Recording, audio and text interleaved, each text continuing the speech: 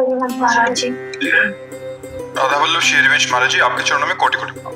महाराज जी, किसी साधक के जीवन में उत्पन्न की गई विपरीत परिस्थिति को उसे किस सीमा तक सहना चाहिए? उसे ऐसा भगवान देंगे ही नहीं कि उस उल्लंघन कर दे। साधक शब्द है तो भगवान से जुड़ा हुआ है। विपरीत परिस्थिति है तो अब जैसे बच्चा 10 किलो उठा सकता है तो उसे 9 किलो ही दिया जाएगा उठाने को, उसको 20 किलो नहीं दिया जाएगा। ऐसी कोई परिस्थिति नहीं है जिसको भगवान दे और भक्त सह ना पावे।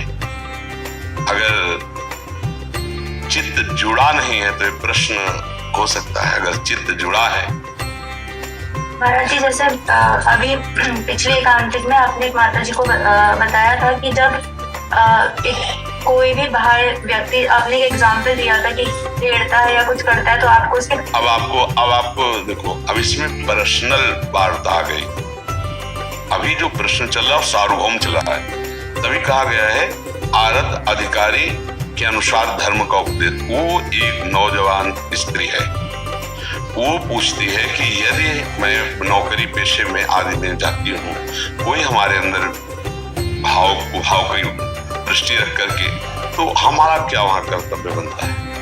वहां कर्तव्य बनता है रुद्र दृष्टि, ना सहन करना, रिपोर्ट करना। वो लाइन क्या होगी जिस तक हमें सहन करना है और जिसके बाद देखो, इसमें प्रारंभ में ही इसमें सहन शक्ति नहीं रखनी है। और इस केस को हटा के महाराज जी, कोई और व्यवहारिक परिस्थितियों, कोई दोषारोपण कर रहा है या आपकी गलती ना होने पर भी आप उस पे विचार करना है, इस पर नहीं। क्योंकि हाँ, इसमें पूरा अगर हम किसी को जरा भी सहन करते हैं तो वो हमारे शरीर शोषण की वृत्ति को बढ़ावा पा करके आगे कदम उठा सकता है, इसलिए इसको नहीं सहना है। लेकिन जैसे हम परिवार में हैं अपने, और उसमें कहीं विद्रोह आदि भावनाएं हैं, उसमें कहीं निंदा स्तुति आदि की भावनाएं हैं, तो हम भक्ति के द्वारा उसको सहन करने की चेष्टा करते हैं।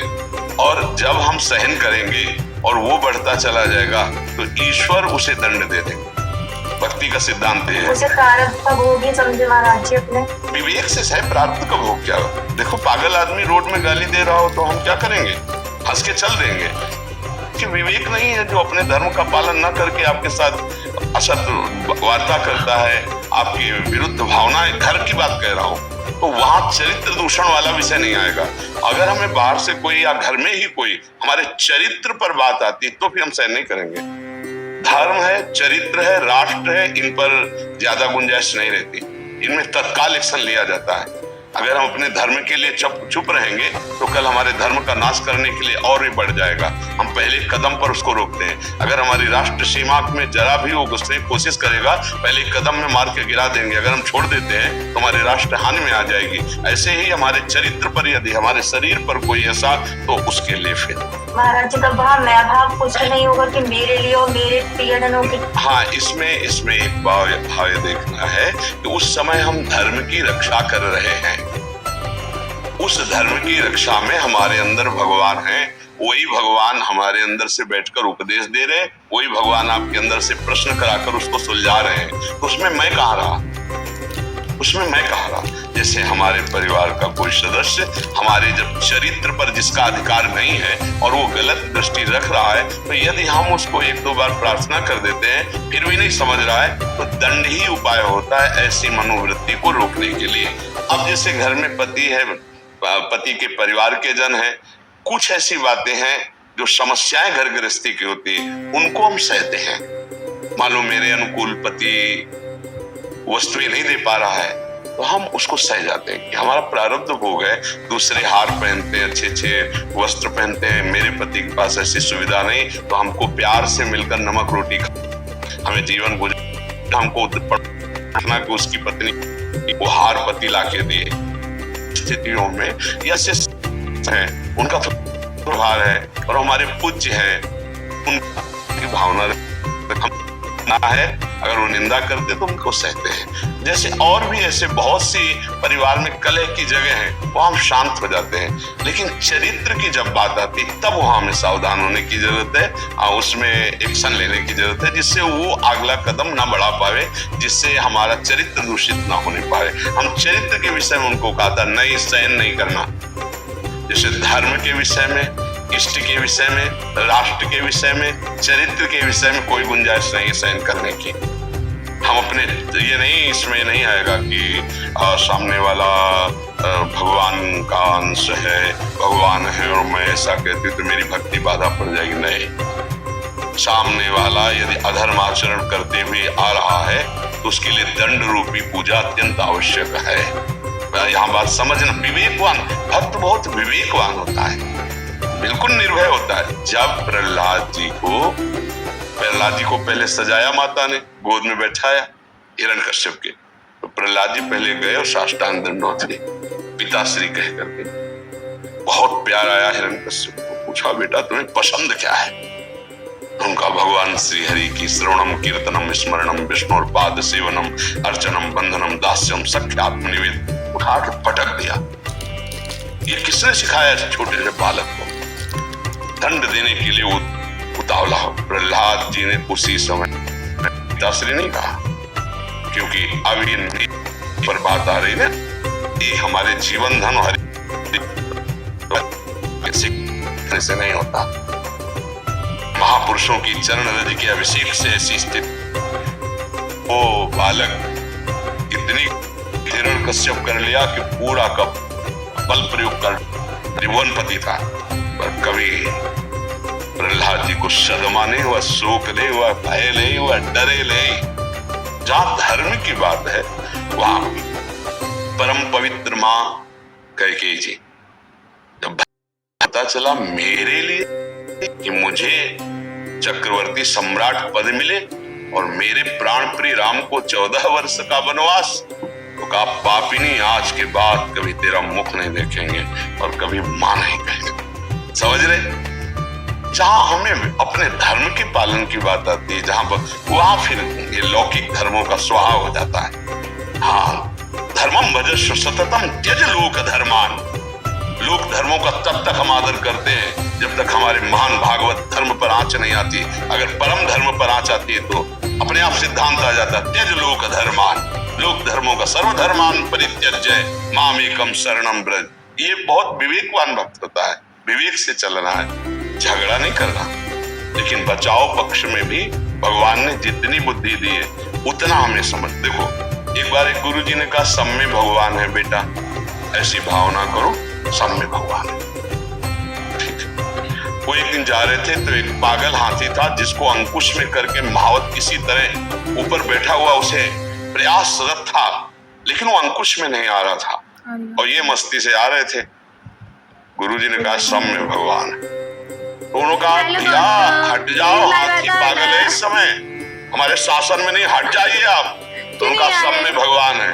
नजदीक गए, हाथी ने उठा कर पटक दिया सूंड से।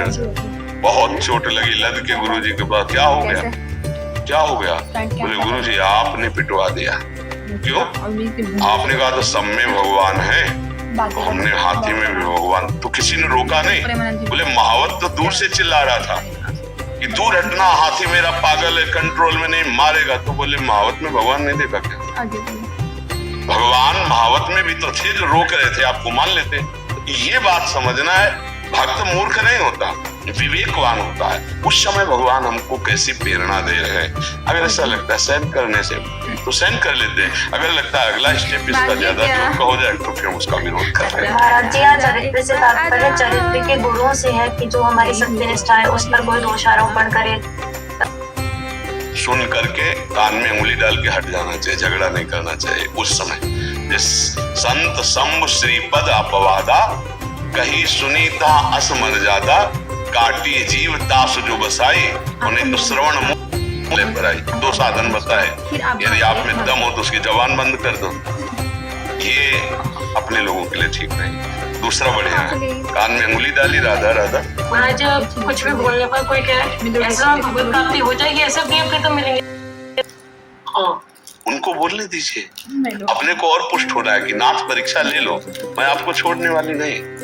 अंदर ही अंदर से प्रभु आप कितना भी कष्ट दे लो, हम जानते हैं आप भी इनको प्रेरित कर रहे हो, आप कितनी भी परीक्षा ले लो, मैं आपकी ही निष्ठा में रहूंगी। राधा राधा राधा झगड़े की जरूरत। अलग अलग जगह धर्म का स्वरूप निर्णय में आता है। अपने लोगों को यहाँ सहन करना है, यहाँ हमारी हानि नहीं होने वाली। हम उसमें भी भगवत भाव करके हट जाते हैं, प्रसंग नहीं करेंगे, हट जाते हैं। मान लो पति है, मान लो अगर ऐसा करता है तो उसके लिए हमने उपाय बताए। कंठी कह रहा है नहीं धारण करना, हटा दिया। तिलक नहीं धारण करना, जी नहीं धारण। पूजा में नहीं बैठोगे, हाँ जी ठीक। जितनी देर सामने है उनकी सेवा कर रहे हैं, अंदर से राधा राधा जप रहे और एकांत में रो रही है, प्रिया प्रीतम आपने ही संग दिया है। अब हम बाहरी आपके ये सब लक्षण नहीं धारण कर, लेकिन हृदय मेरा आपका है, निश्चित भगवत प्राप्ति हो जाएगी। जब हम कह रहे थे तुम्हें क्या चिंता कर दी, मतलब आप कहीं ना कहीं शिष्यत्व भाव आता है ना संतों का, तो बात मानोगे तभी तो भाई, बात तभी रंग लाएगी जब आप शिष्यत्व भाव लाओगे। गीता जी तभी उपदेश दिया भगवान ने, मित्र भाव से नहीं। जब नीचे उतर दंडवत हुए बोले शिष्यस्तेयं साधिमाम त्वं प्रपन्नम, मैं आपकी शिष्य हूँ, तब गीता उपदेश हुए। यदि झगड़ा हो रहा है तो उस समय हमें शांति धारण करनी है, बाहरी में कोई पूजा नहीं करेंगे। राधा राधा राधा तो रोना आएगा, प्रभु आप देख लीजिए, निश्चित हो जाएगी। भगवान के भाव को समझिए।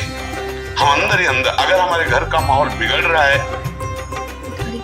के भाव को समझिए। हम अंदर ही अंदर घर का माहौल बिगड़ रहा है तो हमें नहीं बिगाड़ना है, उनमें भी भगवान है। हम उनके सामने बिल्कुल संसारी बन के रहेंगे और अंदर से राधा राधा रटेंगे और एकांत में प्रभु के लिए रोएंगे, बढ़िया बात बन जाएगी। अब हम झगड़ अब इतनी जैसे मीरा जी पति की मोड़ मोड़ आया, बैठ गए, चाहे प्राण ले लो, न कंठी हटेगी न तिलक हटेगा। अब ये तो घर घर में झगड़ा शुरू हो जाएगा, नहीं शुरू हो जाएगा। अगर पति ऐसा है, ऐसी माहौल वृत्ति है, तो हमको अपनी बाहरी भक्ति को गौड़ कर देना चाहिए और आंतरिक भक्ति को मुख्य कर देना चाहिए, जिससे झगड़ा ना हो। अब दूसरा उपाय तिलक लगाने का, सूखी रज ले ली, ऐसे कर लो, बिल्कुल नहीं, और संस्कार भी हो गया, गुरु उल्लंघन नहीं हुआ। अच्छा कंठी की बात, जब चले गए तो आकर के उस छाती से लगा के रो, देखो प्रभु ऐसी परिस्थिति दी है कि मैं, भगवान सब जान आपके ऊपर प्रसन्न।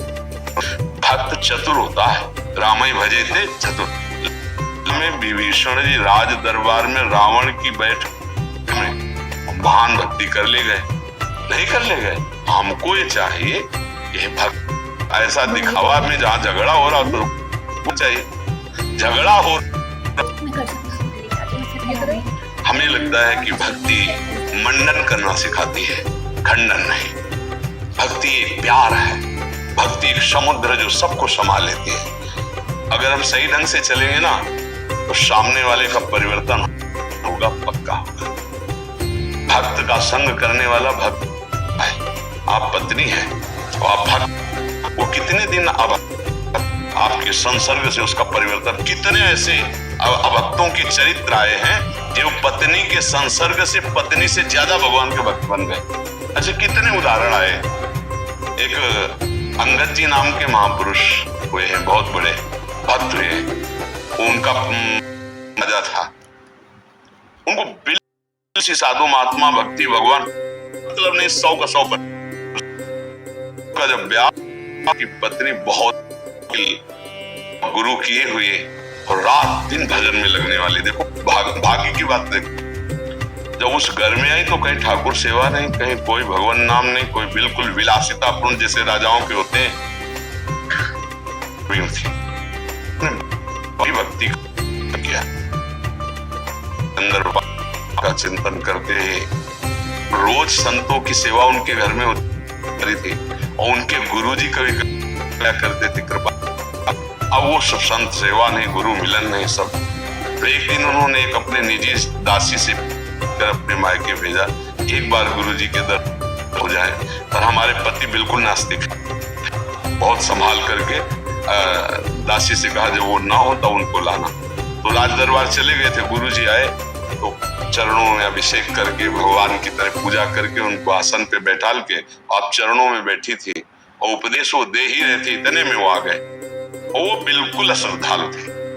वह खड़े हो, ये साधुता है कि किसी भी पुरुष की स्त्री को एकांत में बैठाल कर आप उपदेश कर रहे हैं, क्योंकि उनके अंदर कोई श्रद्धा भी नहीं थी। तो उनका आप निकलिए, इसी समय महल से निकल जाए, इसमें तुम्हारी इज्जत बची रहेगी। तो उनको पहले बता दिया था, इसलिए वो मुझसे कहा बेटी धैर्य पूर्वक रहना, ये तुम्हारे धर्म की परीक्षा है। और उठे और चल दिए। ये बर्दाश्त नहीं हुआ उनका। मैं आपसे कुछ कह तो नहीं सकती, लेकिन आज से ना अन्न ना जल और ना आंख खोलकर आपकी तरफ देखूंगी, आप चाहे मार डालूंगी। आपने मेरे गुरु का मेरे सामने अपमान किया, अब मैं जीऊंगी नहीं।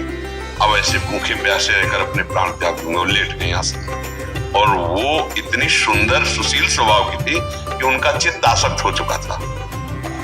2-4 दिन हो गया, भूल हो गए। पैरों के पास बैठ गए और उन्होंने कहा, मैं क्षमा चाहता हूं आपसे। मुझे इतना पता नहीं था कि आपका इतना हृदय साधु संग में रंगा हुआ है। कैसे आप प्रसन्न होंगे, कैसे आप जल और भोजन ग्रहण करेंगी? मैं कभी आपके विपरीत नहीं चलूं। तो उनका आपको एक काम करना होगा, हमारे गुरुजी के आश्रम जाओ, उनको बुला के लाओ, चरण पखारो और वो प्रसाद पाए, तब हम चरणामृत पी के प्रसाद पाएंगे अन्नदान। चले गए। पत्नी में अत्यंत आसक्ति होने के कारण कि ये राजी हो जाए, ये बच जाए, गए। जी ही प्रसाद पवाया और उन्होंने स्वयं पाया। उनको रोना आ गया, मैं इतना नीच हूं कि ऐसे संत के प्रति ऐसी भावना, ऐसी पत्नी के प्रति ऐसी भावना, धिक्कार है हमारे जीवन को। बड़ी ग्लानि हुई। पत्नी से कहा, घर में ठाकुर विराजमान करो, हम दोनों मिलकर सेवा किया करेंगे और अतरे दिन संत सेवा करवाएंगे। सब खोज करवाते हुए संतों को बुलाए। अरे इतने महाभागवत हो गए वो कि बिना भोग लगाए ठाकुर जी का कुछ पाते नहीं थे। राजा ने एक षड्यंत्र रचा उनको मारने के लिए। तो जो उनकी रसोई में भोजन बनाते उससे कहा, जहर मिला दीजिए। जहर मिला दिया गया। राज परिवारों में ऐसा होता है।